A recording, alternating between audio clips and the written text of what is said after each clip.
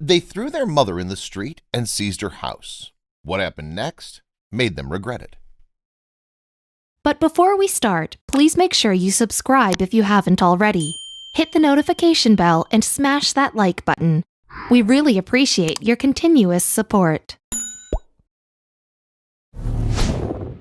Life has its ups and downs, yet even the most appalling of hardships are appeased by the help and company of family and friends.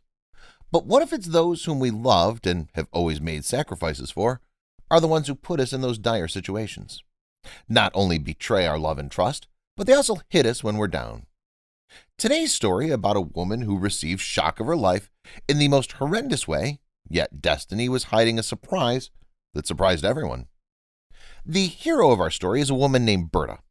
Growing up in a poor family, Berta started working at the age of 8 to help her mother with raising her 7 siblings after her father mysteriously disappeared without any initial warning. The hard-working little girl ran errands for the neighbors, did laundry for them, and even looked after their children for menial sums of money that helped the family stay afloat. As a teenager, Berta landed a household job as a maid, and it was there where she met Carlos, the gardener, and fell in love with him. Eventually, the couple got married in a small ceremony, and the 16-year-old girl moved in with her husband. The newlywed woman stayed at the humble home where she took care of her mother-in-law. Years passed by, and the young couple were blessed with their first child, Rodolfo.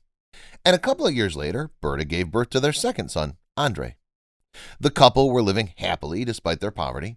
They applied for a mortgage to buy a house of their own, yet they were denied.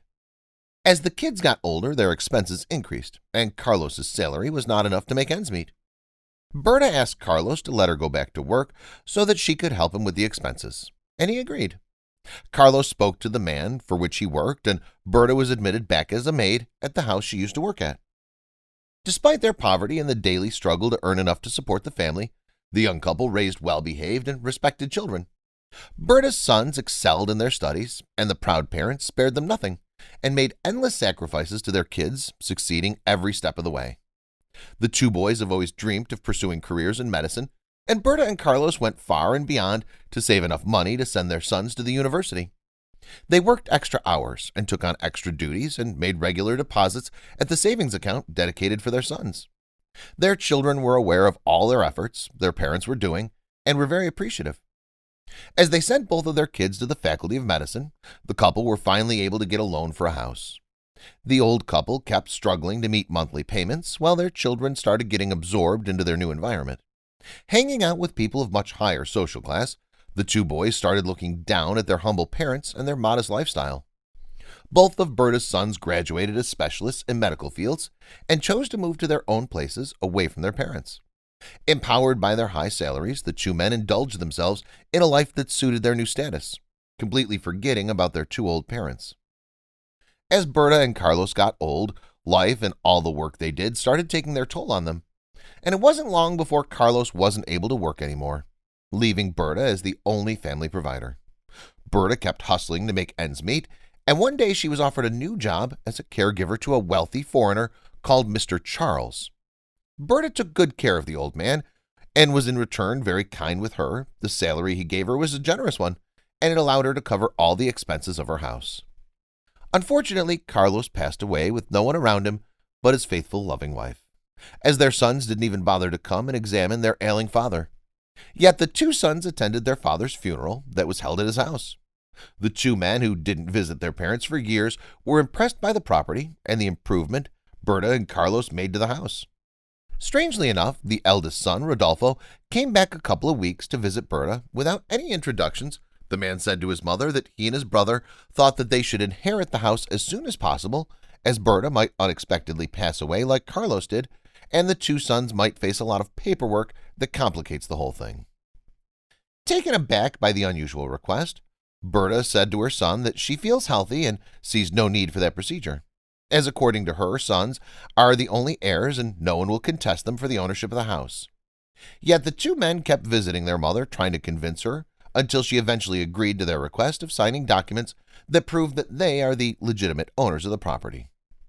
Once Berta signed the documents, the two men told their mother to look for a place to live in, as they planned to turn the house into a clinic. Stupefied by the outrageous request, Berta was devastated.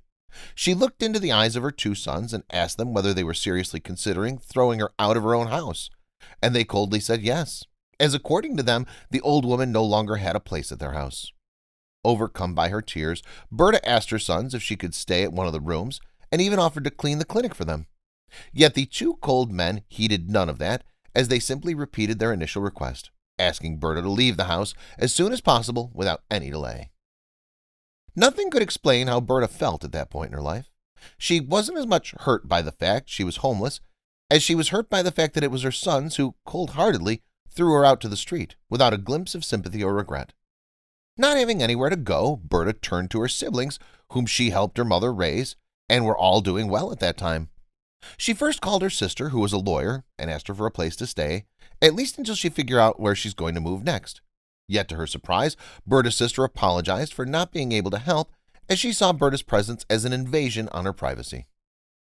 Surely enough, all Berta's other siblings had the same response, coming up with different excuses for not being able to host the old woman, forgetting all the sacrifices she had made for them. The following day, when the two sons came back home and found that their mother was still there, they took a bag, threw in some of Berta's clothes, and then gave it to Berta and threw her out of the house, warning her never to come back there again, as they wanted nothing to do with her. Berta walked down the road with a heavy heart and a light, half-empty bag of clothes in her hand. She walked aimlessly, crying and recalling all the sacrifices she made to get her sons and siblings to where they were at one point, and how they forgot all that in a second once she wasn't beneficial to them anymore.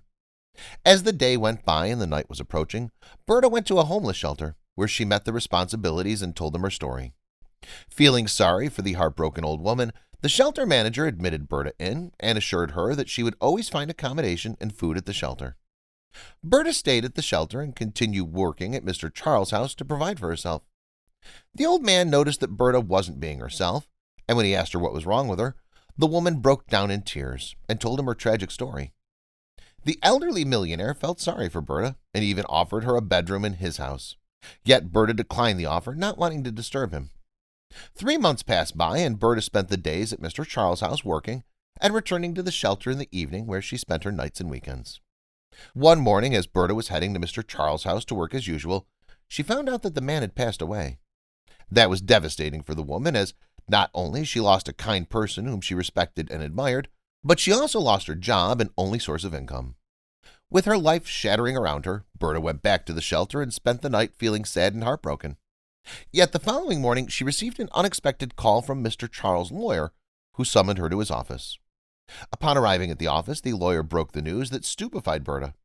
It turned out that Mr. Charles named his maid as his only heir to his huge fortunes and real estates. Yet, with the caveat, Mr. Charles made one condition without which Berta wouldn't be able to inherit his wealth. Berta had to avoid sharing anything that she inherited from Mr. Charles with her sons, siblings, and all the people who turned their backs on her when she needed them. Berta could not believe what she was hearing, and happily accepted the condition and started the needed paperwork. The first thing she did after all Mr. Charles' properties were transferred to her, she went to the homeless shelter she stayed at and told the responsibilities she wanted to renovate the place, and that from then on the shelter would never lack food, medicine, or other supplies. The news of the woman who became a millionaire overnight didn't remain a secret for long after local media learned about it. As you might expect, the news reached Berta's sons, who immediately rushed seeking out their mother. When they finally reached her, they threw themselves at her feet, expressing their regret and remorse over what they did, and how they didn't mean any of that. Berta looked both of them in the eyes and told them that they ceased being her family the day they forgot all the sacrifices she made for them and threw her out of her house. She explained to them her only family were the people at the homeless shelter who welcomed her when she needed them most. After that, she asked the two men to immediately leave and never come to see her again, despite their tearful pleas. Not long after her sons left, Berta was surprised by a visit from her siblings, who refused to host her even temporarily. Berta told them that the blood bond that related them ended the day they chose to see their older sister, who sacrificed her youth for them, thrown at the street rather than helping her. Berta spent the rest of her life and her newly found wealth helping as many homeless people as she could, and engaging in charity projects in an endeavor to give back to those who reached their hands out for her when she needed them, without asking anything in return. Love is synonymous with unconditional giving, and when those who sacrifice their lives for us are in need, It's our turn to take them in and make the needed sacrifices to see them happy and well. Thank you for watching. If you liked the video, don't forget to leave a thumbs up and tell us what you think about it in the comment section below.